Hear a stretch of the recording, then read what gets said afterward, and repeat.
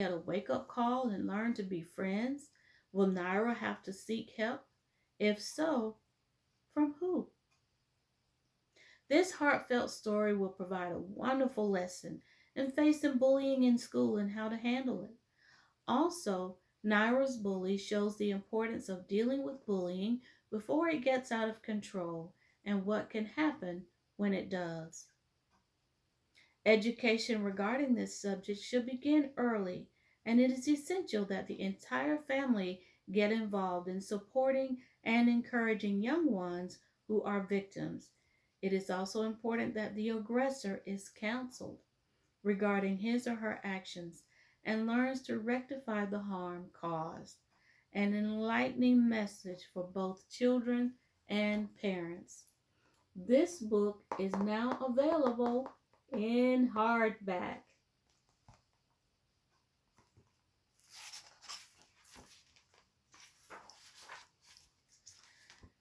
Naira sat up in her bed. She stared out the window and watched the sun play hide and seek. In and out it went between the clouds as it rose.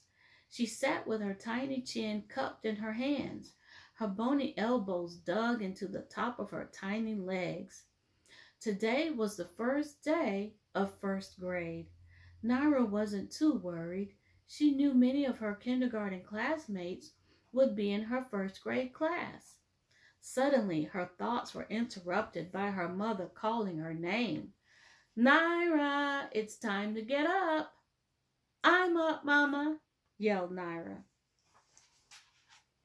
She had a unique imagination. She tried to make out the different shapes the clouds formed.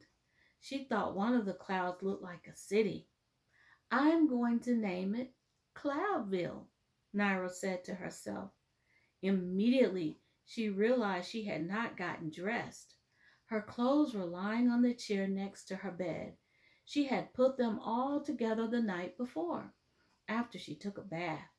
She and her family had gone shopping for school clothes, supplies, and backpacks the week before, like they love to do every year. The only thing left to do was eat, brush her teeth, and get dressed. Her hair had already been braided and hung to her shoulders with multicolored beads. Naira realized she wanted to be the first one in the bathroom and raced down the hallway, but her brother and sisters were already downstairs eating breakfast. She had spent too much time daydreaming and watching the clouds play hide and seek in Cloudville, so she quickly finished what she needed to do. Afterward, she jumped down the stairs 2 steps at a time and made her way to the kitchen. Hurry, my little sugar cubes, her mama said wittingly. That was her pet name for the kids. The bus will be here soon, she reminded them. Naira sat down and managed to eat a few bites of cereal and strawberry toast and drink a glass of orange juice. She heard the sound of the bus from a distance. She, along with her brother and sisters, raced upstairs, grabbed their backpacks, and ran to the bus stop just in time to see it barreling down the road. Suddenly, a girl who looked about 6 years older than Naira darted across the street and jumped in front of her big sister, Rain. Naira frowned, but didn't say anything. The girl was new in the neighborhood. She had moved in over the summer, and the kids never saw her until now. Naira wanted to know who she was. She tapped her on the shoulder and politely asked, "What's your name?" "Pudding-Tang," the girl responded smartly. "Ask me again and I'll tell you the same." She stuck her tongue out and laughed. Rain spoke up. "That's not your name." "Yes, it is," the new girl shouted. By that time, the bus had gotten to where they were and was coming to a screeching halt. The new girl's backpack was on the ground. Naira picked it up for her, but the new girl snatched it and put it on her back. Her name tag was dangling from the strap. "Brooklyn," Naira said out loud.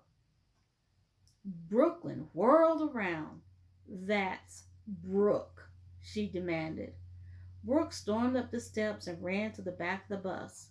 The sign on the steps said, "No running," but she paid no attention to it. The bus driver eyed her in the mirror. Naira and Rain decided to sit midway of the bus. They didn't want to deal with moody Brooke.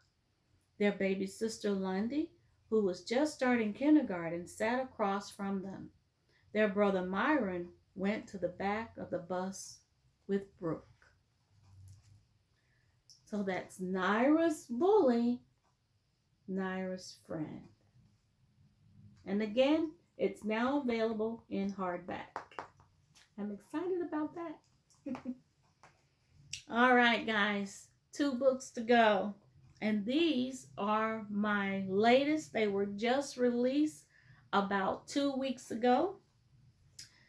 This one is called Braces and Smiles for Mei Lee and Her Monkey Buddies. Not everyone has perfect teeth. That is certainly true for Mei Lee. She wears a mask to school because there is a bad bug making people sick. Because of that, Mei Lee doesn't worry about showing her crooked teeth. One day, her mask came off on the playground and a bully made fun of her, right in front of the whole class. She went home sad. Her mom and her 3 monkey buddies come to the rescue. What do you think happened? Will Mei Lee and her monkey buddies smile like an Egyptian? To all the kids all over the world who need braces, wear them proudly so you can smile like an Egyptian.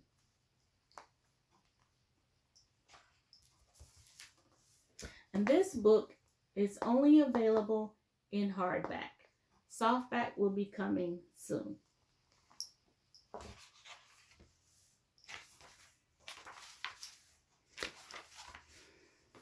Mei Lee lives in Thailand with her 3 monkeys, Lou, Jaco, and Coco. She is 8 years old. Her human-like buddies have been with her since she was 5 years old. They know what she likes and dislikes. They know when she is happy, sad, or mad. One sunny day, Mei Lee came home from school crying. When she got off the bus, she threw her face mask to the ground. She had to wear it to avoid spreading germs in her school. Instead of going in the house for snacks, she walked around to the backyard of her house where her long-tailed, diaper-wearing monkey buddies often played. One side of her backyard was made specifically for Mei Lee and the monkeys. The other side was just for her parents. On this particular day, Mei Lee wasn't in a playing mood. Coco sensed it first as he watched her get off the bus. "Hey guys," Coco called out, "come look at Mei Lee."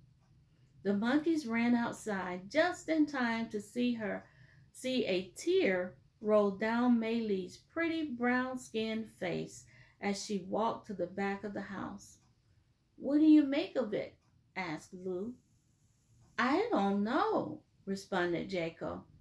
"Me neither," shouted Coco as he ran back in the house to the back door. Lou and Jaco followed him. Coco opened the back door and all 3 tumbled out. They didn't like to see Mei Lee crying. Jaco made it to Mei Lee first. He pulled at her shirt tail. Then Lou and Coco tugged at both her hands. She looked at them, tried to smile, but gently pulled away from them and went to sit in her gigantic playhouse. She picked up one of her dolls and just stared at it. "Perfect teeth," she muttered through a puddle of tears. Mei Lee's monkey buddy sat beside her and stared at her doll too. Then Lou asked, "What's wrong, Mei Lee? We don't like it when you're sad." Maylie smiled, but she quickly covered her mouth.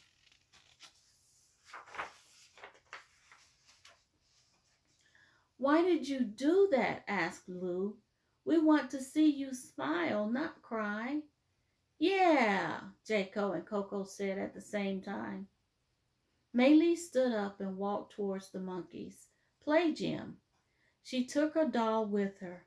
She leaned against the monkey bars and cried even more. Then she muttered, "I was picked on today." "Why?" asked Jaco. "Yeah, why?"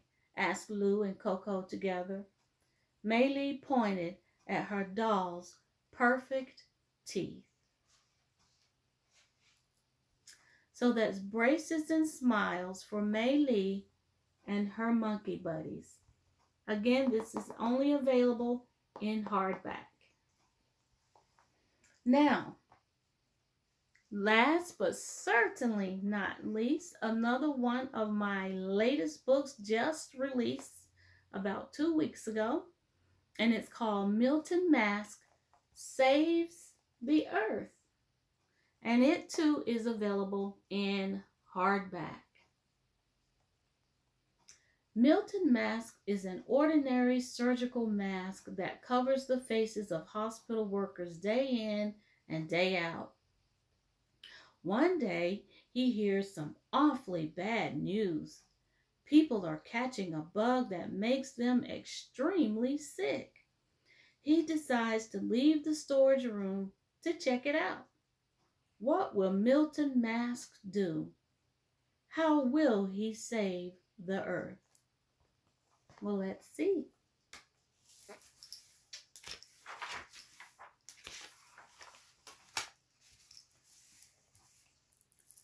Milton Mask stretched and yawned. It was going to be another regular day. He covers the noses and mouths of the same people, all of them in the same old way. Milton Mask lived in a hospital, stuffed in a box and bored in a storage room.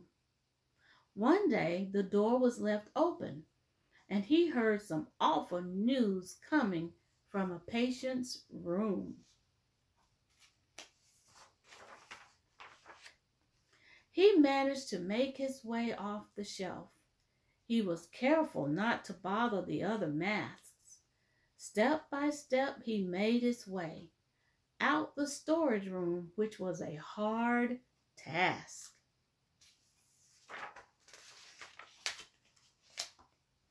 Milton Mask peeked out the door. He made sure to look left and right. He ran across the hallway fairly quickly so as to hear the news that caused a lot of fright. Milton Mask climbed on top of the chair and listened to the news Anchor Tasha give. Let me read that again. Milton Mask climbed on top of the chair and listened to the news Anchor Tasha give the bad news. He climbed higher on top of the chair and saw a little boy who had the blues. The bad bug was making people terribly sick. It caused people to cough and sneeze. It made people have to stay indoors. What an ugly, horrible, and dreadful disease. So that's Milton Mask Saves the Earth. Well, that's it. And I want to thank you so much for hanging in here with me as I read excerpts from the 12 books that I have written so far. And stay tuned. There are many more books to come. Please share this video. Please like the video down below. And please leave a comment. And why don't you go ahead and subscribe to my channel while you're at it. Okay? I hope you enjoyed all 12 books. I look forward to hearing that one or all of these books made it to your children's bookshelf. Until we meet again, remember, reading is fundamental. And one last thing, I have a special project that I am working on. It's patent pending. I won't share the news here, but subscribe to my website. You'll be able to go there and see a little bit about what it is and what I'm working on. Again, thank you so much for hanging in here with me and listening to these excerpts from my 12 books. Thank you so much. Bye-bye.